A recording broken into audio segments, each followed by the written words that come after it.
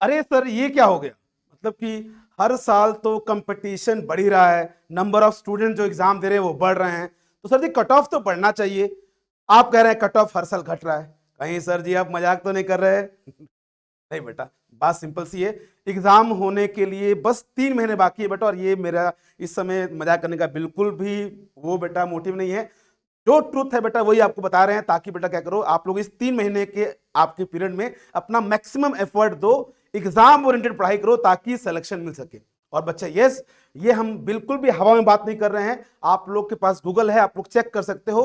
पिछले 3 साल का बेटा आप लोग कट ऑफ देखोगे एसएससी जेई का, तो आपका चाहे कोई भी ब्रांच हो, कट ऑफ जो है बेटा वो घटा है।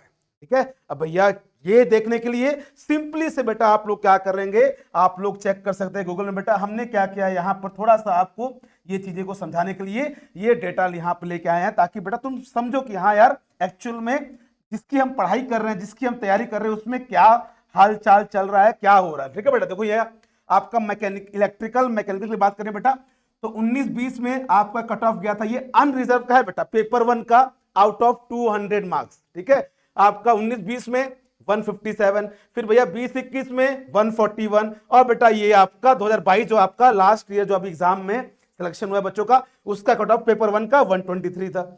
अब देखोगे तो बेटा यहां से ईयर बाय ईयर आपका जो आपका कट ऑफ है वो डिक्रीज हो रहा है, चाहे वो इलेक्ट्रिकल हो, चाहे मैकेनिकल हो, या फिर बेटा सिविल हो। देखो ध्यान से, तो क्या मतलब सर जी क्या ऐसा क्यों हो रहा है, तो बेटा ऐसा सिंपल सा बात समझने वाली है। देखो बेटा क्या अभी तक क्या होता था कि तुमने क्या किया, एसएससी का 10 साल का पेपर लगा लिया, उसके ऊपर क्वेश्चंस बन जाते थे, वही आपके रिपीट हो जाते थे, या फिर थोड़ा बहुत मॉडिफिकेशन होता था। लेकिन पिछले 3 साल से क्या कर रहा है एसएससी जेई बेटा, क्या कर रहा है, कॉन्सेप्ट तो वही यूज कर रहा है, सिलेबस वही है, लेकिन अब नए नए क्वेश्चंस को फ्रेम कर रहा है, जिससे कि आपका जो क्वेश्चन पेपर थोड़ा सा इजी से मॉडरेट होते हुआ जा रहा है, पेपर को थोड़ा लेंथी कर दे रहा है।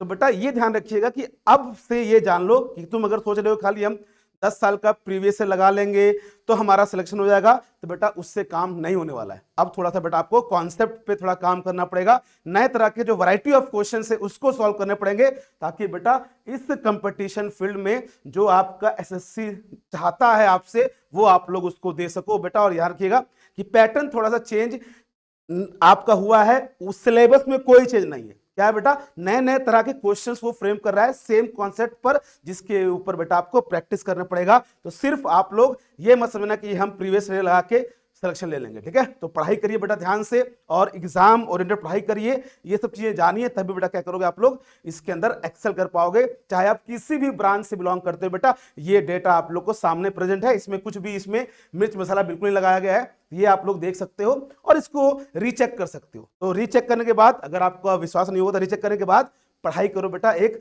एग्जाम ओरिएंटेड, और मैक्सिमम नए तरह के क्वेश्चंस को भी सॉल्व करने की कोशिश करिए। और बेटा वो हम लोग बच्चों को कराते रहते हैं, सिखाते रहते हैं, आपको हम लोग से गाइडेंस चाहिए, गाइडेंस अगर चाहिए किसी भी तरह से तो बेटा आप लोग हमसे मिल सकते हो, कमेंट बॉक्स में बात कर सकते हो, और बेटा अनअकैडमी में हम लोग के कोर्सेज चलते हैं उसको अवेल कर सकते हो। बाकी हम बेटा आपको हमेशा गाइडेंस देते रहेंगे, 3 महीना है बेटा, अपनी तरफ से पूरा एफर्ट डाल दो, सिलेक्शन मिल जाएगा। ठीक है, तो मिलते हैं इसी तरह से बहुत सारी चीजें जो जेन्युइन है उसके ऊपर बात करने के लिए और सिलेक्शन लेने के लिए। ठीक है, God bless you, take care of yourself and keep reading बेटा, keep studying and keep studying. Thank you so much.